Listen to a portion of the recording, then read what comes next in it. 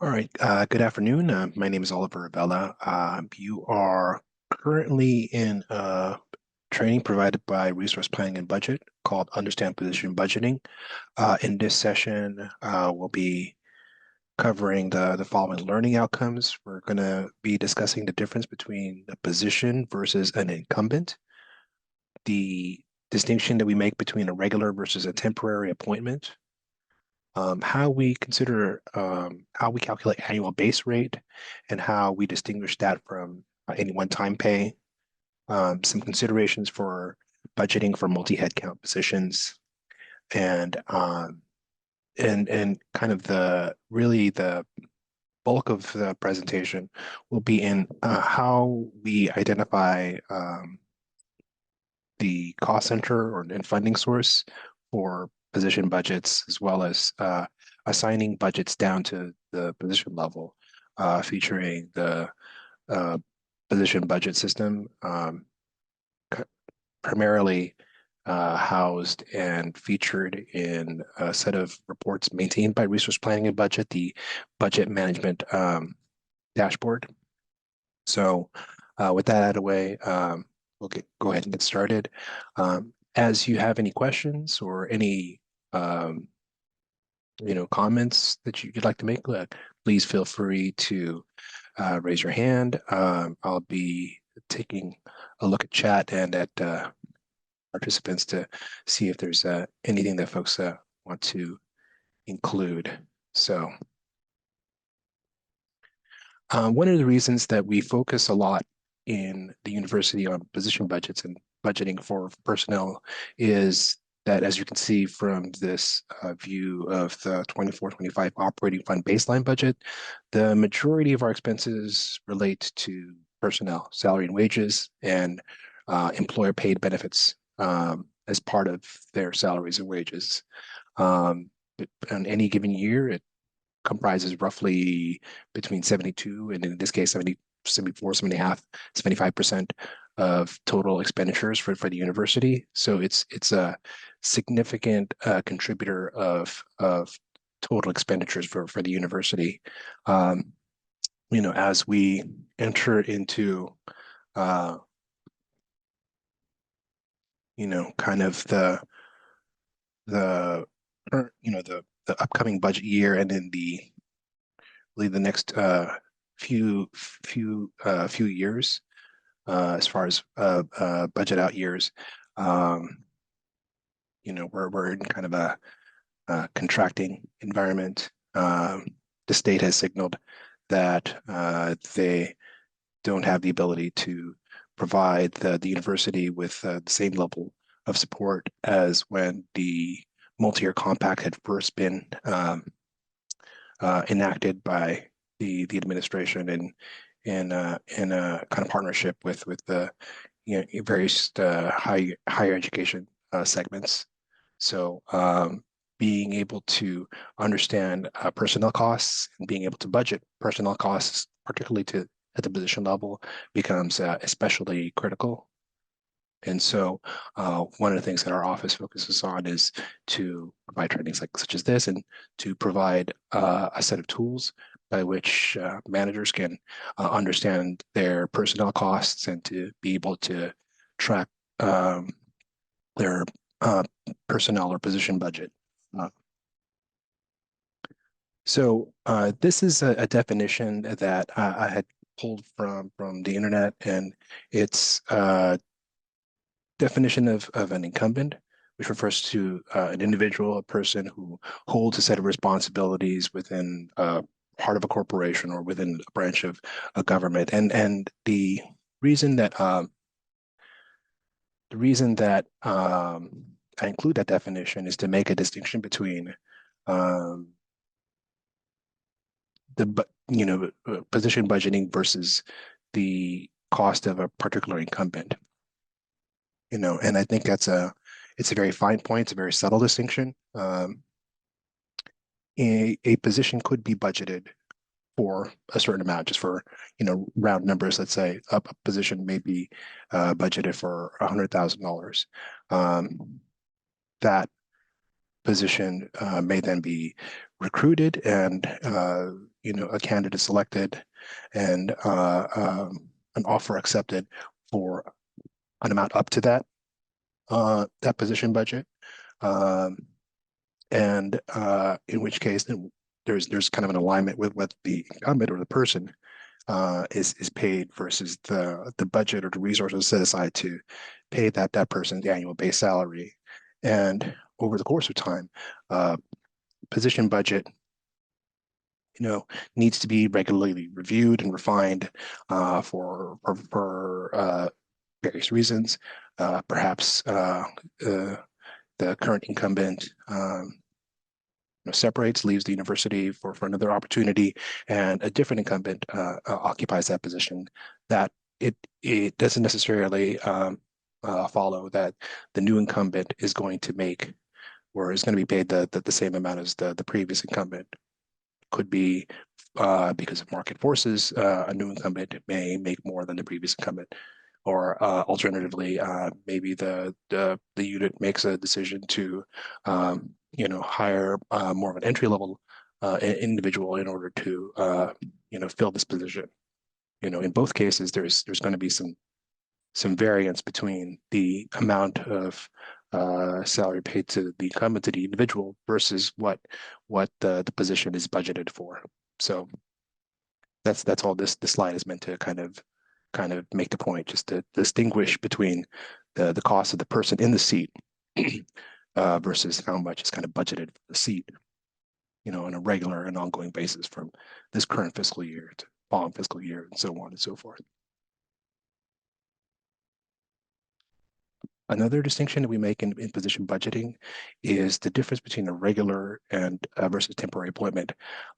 This is not sort of a determination made by the strictly by the hiring unit. It's part of it's a feature of that individual's appointment with the university, and is codified by the appointment letter they receive, whether it's a permanent appointment or whether that appointment has a specific termination date. And as I also note here that generally we try to make sure that positions that are temporary or have an agreed upon or assigned termination date should be accounted for in our financial system as temporary help on account code 601302. And we'll go a little bit more, in more detail, just some of the chart field values by which we describe position costs in our financial system. I assume, having seen many of your names before, that you're have some level of familiarity with the financial the chart of accounts used here on campus and with our various financial systems. But if there's any particular point that folks would like a more detailed explanation in, I'm happy to segue off of these set of slides. This is meant to be useful and productive time for folks. So I'm happily entertain any questions along those lines. So in this next slide, we talk about how our annual base rate is calculated. This plays into how you can understand how our budget management dashboards and our position budgeting system operates. It pulls in various pieces of information from different subsystems from our financial system, CFS, as well as our HR system, CHRS. It takes that information and combines them to provide what we hope to be useful information for folks to understand their position costs. And one of those features is how we can take information in CHRS and calculate an incumbent's annual expected annual base cost. So from CHRS, we're able to look into a position with a current incumbent, and that's an important decision. It's got to be a filled position. We can look into the person currently sitting in that position, see how much they make on a monthly basis, and use that to calculate an annual base rate, the monthly rate times 12. In some of our reports, we have the ability to include actuals to date, which is to say the actual amount paid to individuals up to a particular point at which that report was run. So there may be some difference between this calculation depending on any kind of like one-time events that are not necessarily captured in this very straightforward calculation. But it also allows us to be able to project into the future what a position's expected remaining costs are for the rest of the fiscal year. So we're just closed period 9, are entering into, are currently operating in period 10. The position budgeting system is able to take the monthly cost of an individual and project the expected cost for that position for 10, 11, 12 for the next three periods, for the next 3 months. And of course, because it is kind of a calculation, it doesn't necessarily take into account kind of one-time events. And I think that's probably something that needs that I would feel the need to say out loud. There are transactions that are submitted to HR, and it feels like it should feed into this calculation, and I want to say explicitly it does not. So this next slide talks about how we would consider budgeting for multi headcount positions. For the most part, there are very few of those within the university. I think the most common multi headcount positions or kind of pooled positions that we have in the university would be the lecturer pool. Several incumbents occupying the same position number. I think as well as the custodial pool, which also is a situation where we can have one or more incumbents occupying the same position number. For these, for budgeting for these type of pool positions, it's less about looking at the cost of an individual incumbent in the position, but rather like thinking more about the average cost of each of an incumbent in that position. So if, for example, we have on average, sales reps that on average make 100,000 annually, and we have 10 of them, we would then sort of do a simple a straightforward multiplication of the two figures to arrive at the total cost of all of those incumbents, and assume any new incumbents that are placed into this pool position would also make on average 100,000. It's not necessarily true that individual will exactly make that amount, but for planning purposes, for the purpose of establishing a position budget, I think this is the kind of thing that we recommend. Very, other positions don't necessarily have, other positions in the university don't necessarily have that same characteristic, though. You can argue that certain mm, classes of positions, certain job codes are effectively you can kind of apply the same approach. So this chart is kind of a way to understand the distinction that is that we set up with the position budgeting system, and that we're trying to kind of um,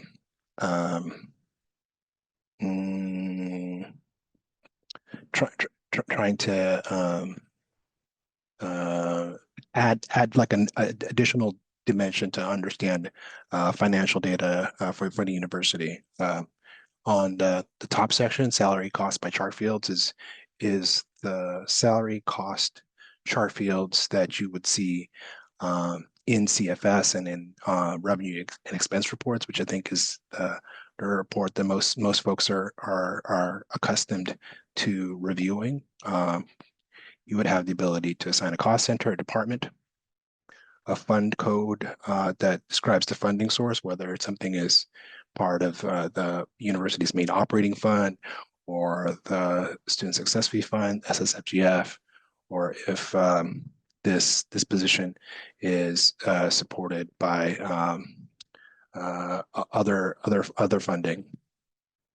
We have two kind of optional descriptive chart fields, program and class, to allow people some reporting flexibility. And account is a way of describing the type of cost and also to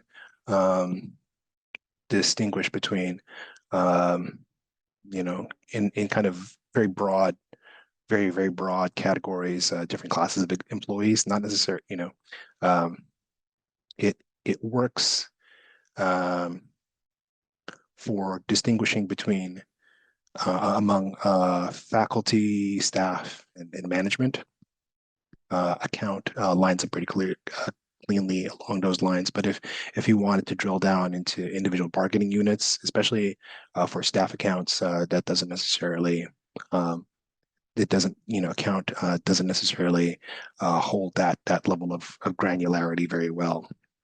So you would need like a you know, it wouldn't be sufficient to be able to determine just by looking at the account whether the cost is associated with somebody in sort of our largest bargaining unit, CSUEU, versus maybe university police or working at a health center as the physicians and union. The second row,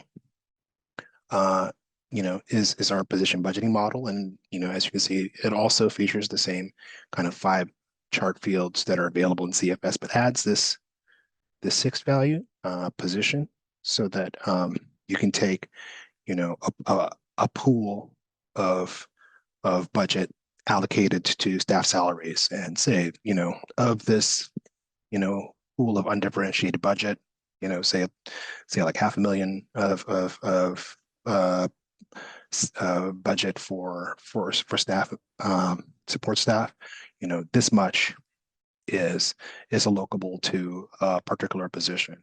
This much is allocable to that position, and allows people to really differentiate their salary budgets in a more granular way, and I think in a way that gives folks more kind of visibility with how resources align against current and current staffing levels, and consequently allows for more information as folks plan. So how do we assign position budgets? I think the we have a set of reports that are really a set of reconciling reports to help reconcile budgets that are stored in the ledger that are kind of described by these 5 chart field values, and in the position budget system described by these bottom 6 values, including, of course, the position number. So I want to start first with the revenue expense report, which I think is what well, I don't know. I assume that I think that's the financial report that most people are familiar with, regularly use, and that folks see a lot. So the sort of thing that we focus on is budget balance available. That to do that kind of variance analysis where we look at resources assigned, expenses and projected expenses against those resources, and see, well, is there a situation where there's a budget is being overspent, or if there's savings that can be deployed elsewhere to help shore up areas where there's projected cost overruns. So starting from left to right, you have these kind of chart fields, or kind of values that add like a little bit of dimensionality to our financial data, and so then we can understand what our baseline budget is for these like various chart fields. That baseline budget has adjustments to it that are effective within the current year. So this $392,956 that you see here, that would be budget that is unless there were an adjustment on a base or ongoing basis, would be what the unit should expect to have available in the following fiscal year. The revised budget of $402,000, that's the budget available to the unit within the current fiscal year, and includes the impact of any one-time budgetary adjustments. So the current year, they have revised budget as total available resources.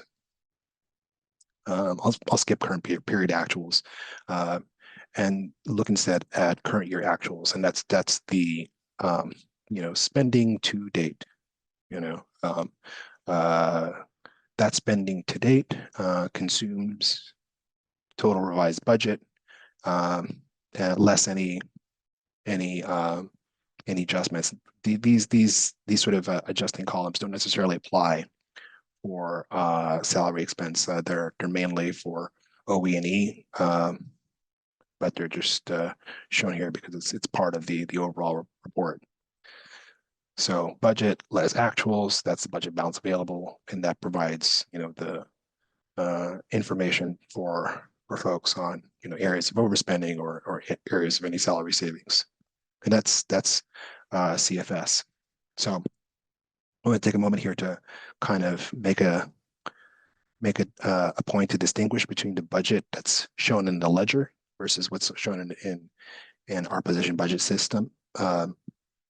The budget in the ledger, that's in CFS, that's in our financial system, and as I've said a couple of different times now, is described, at least on for salary expenses, by these 5 different chart fields.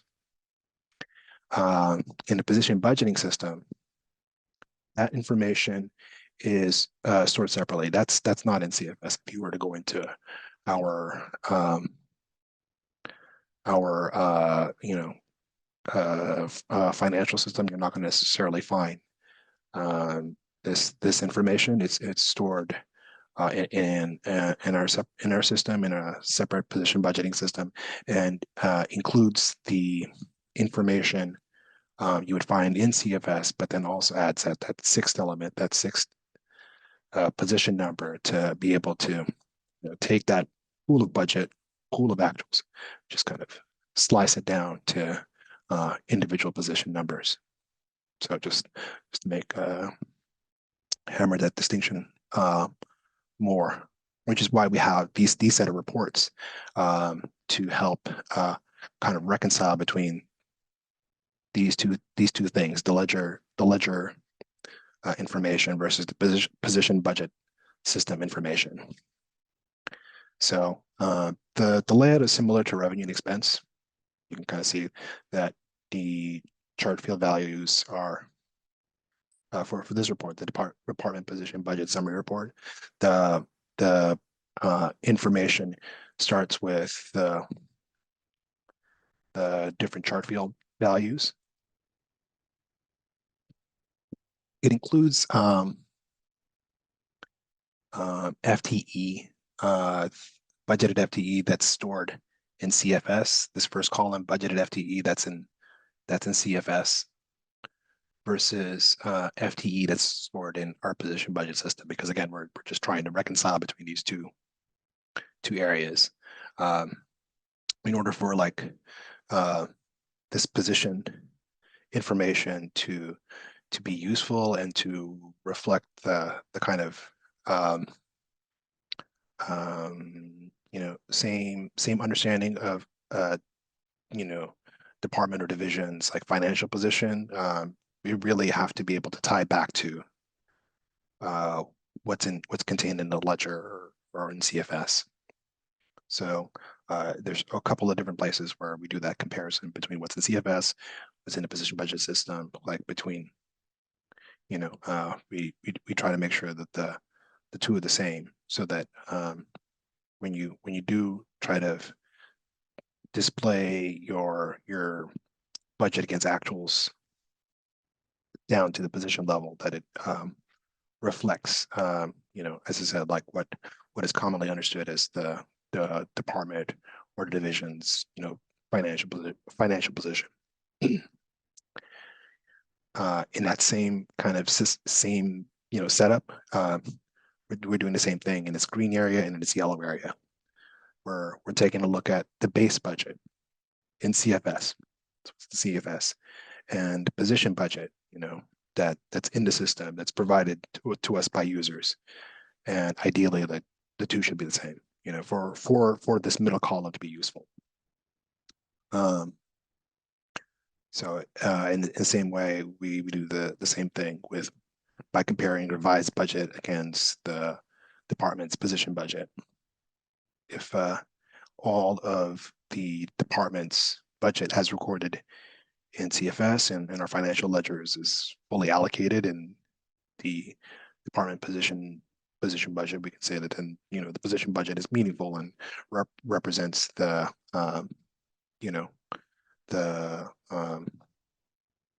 resources available to the unit, sort of now described and differentiated down to the position level. In this case, in this particular point in time, obviously this is stale data. There was a case where there's an opportunity to allocate some revised budget to assign it to some position. Oh, had some animations here. Probably could have used that. We'll skip through that. Okay. So this report is position summary. Yeah, I think it's the same one. So we'll skip that. This screen display is a display of the detail that's found in the summary report. So these blue numbers, like similar to revenue and expense, are live links that allow folks to drill down into the detail that make up these aggregate numbers.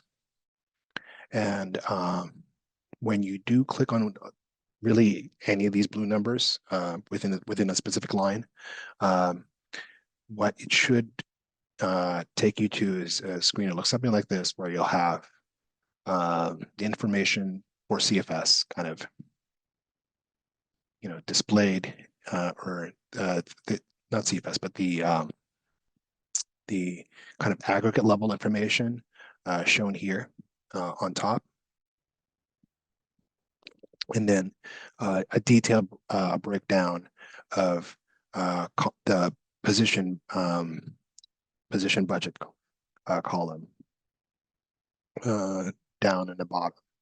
So if you needed to understand how much of this 68,000 was allocable to however many positions, and you would sort of use this view to be able to see that kind of split. Department position budget versus base annual pay. This is another kind of reconciliation in which the report tests the position budget assigned and against what HR predicts as the cost of the current incumbent in the position.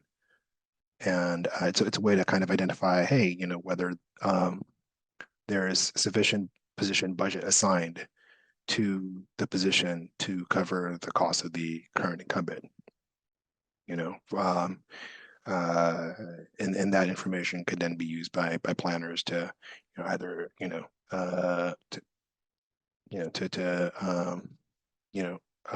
surface some of these discrepancies,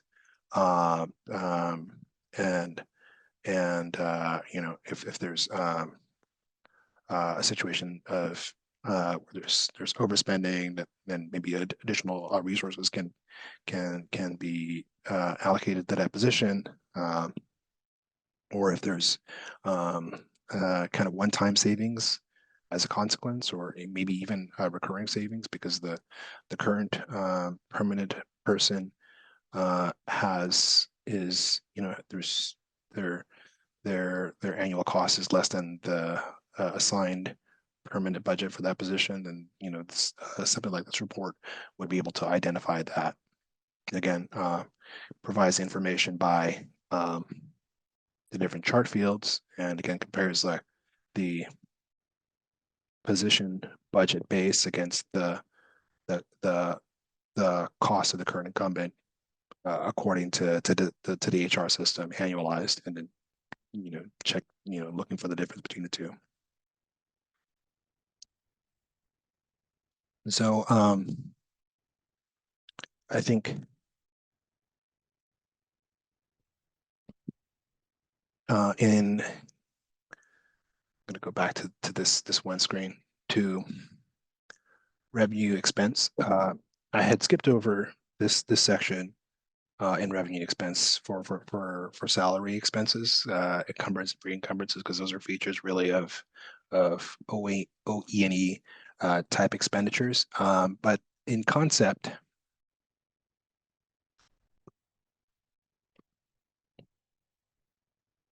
I'm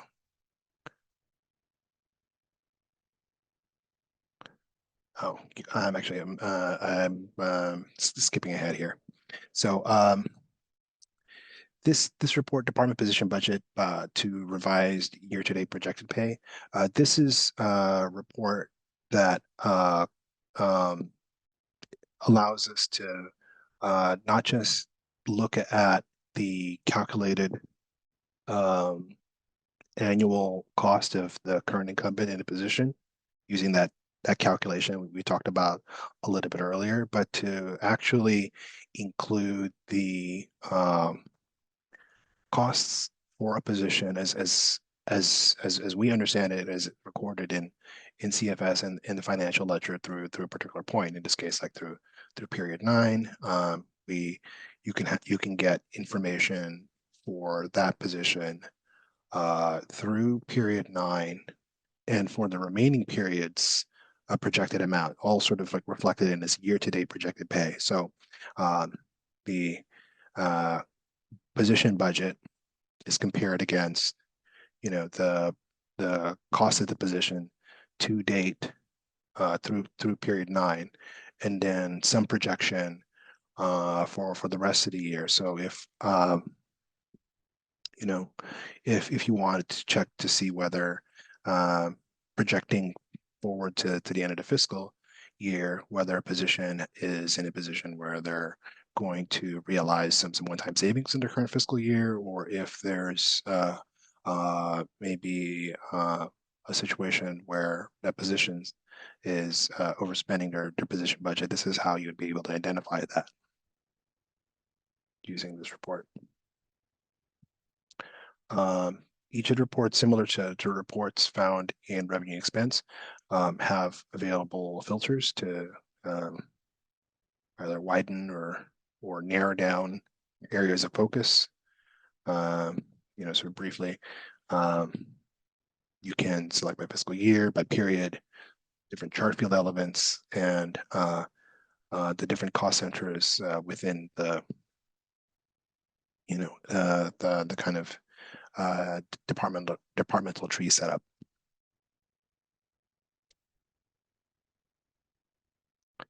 So some considerations, like when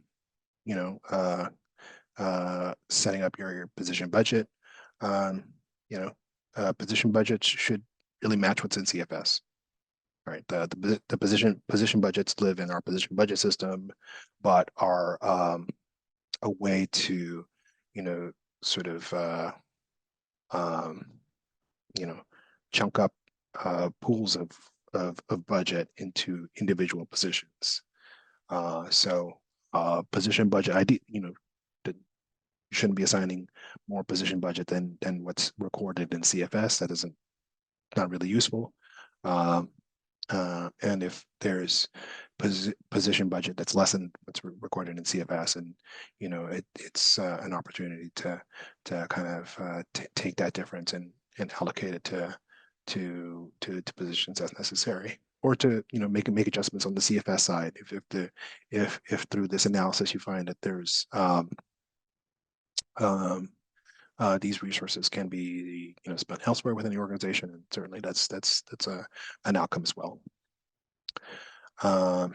So for position budgeting, you can use a variety of different really kind of budgeting and forecasting techniques. For those of you who were in the forecasting session earlier this morning, you can use sort of similar concepts as what we discussed in the forecasting session. Using historical data. Sort of if you know what this position is intended to be recruited for roughly the expected amount, that sort of thing, in order to assign that position budget. And position budget, like any budget, is a way to includes some amount of like variance analysis. That variance analysis is information, and is a way to sort of guide folks to help folks establish budgetary controls, right? Avoiding overspending, but also to understand if there's areas where the position budget or the budgetary plan can be refined, if resources can be deployed elsewhere where they can be more productively used. And this is kind of a point that I had added that I didn't originally have in this presentation from last year, and that is it is really important to evaluate position for position budgets to be useful and to be meaningful. They do have to be evaluated on a regular basis. There's a lot of different reasons for position budgets to sort of fall out of alignment, right? I think one of the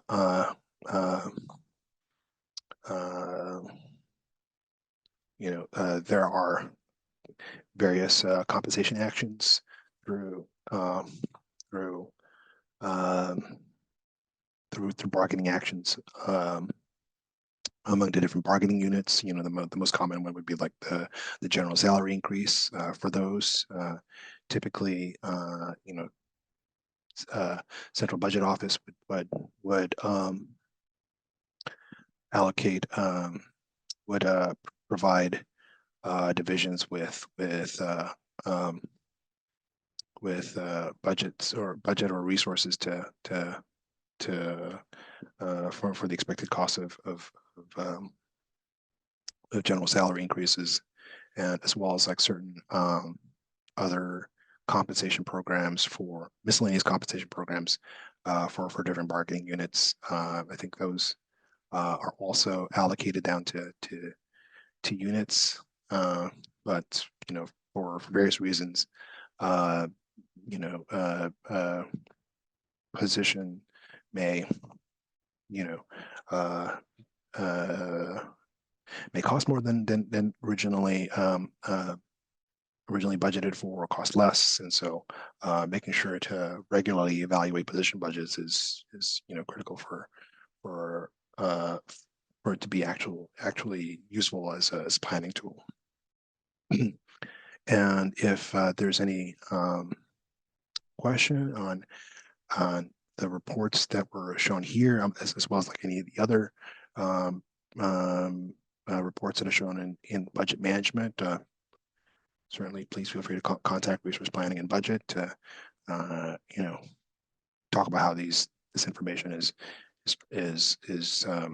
sort of pulled from the various systems and collected, and how that information can be updated to reflect the unit's current understanding of their position budget. So we encourage folks to reach out, and if folks are interested in something that's like less general than this presentation, but is more specific to their areas and their concerns, we're happily set aside time to uh, uh, provide direct consultation um, to help analyze specific questions or areas of concern. So again, please feel free to contact the budget office. I've included here some resources. I think I don't I think you can take these slides will be available later, posted on our website, posted on our training site. So if there's a need to kind of review some of the concepts or stuff that we've talked about, this information will be available. If there's any questions, and happy to take any questions. But if not, I realize I know Brenda's here, but I think I forgot to put the QR code. So let me put the link, or you already did it. Okay, let me see if I can find the other. I'm going to go find the other presentation, because I think that one has the linked to the QR code. So this is kind of the other presentation, but I think the link should be the same.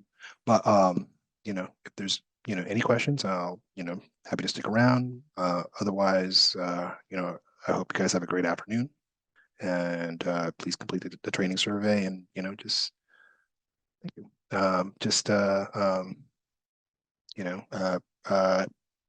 I don't know, like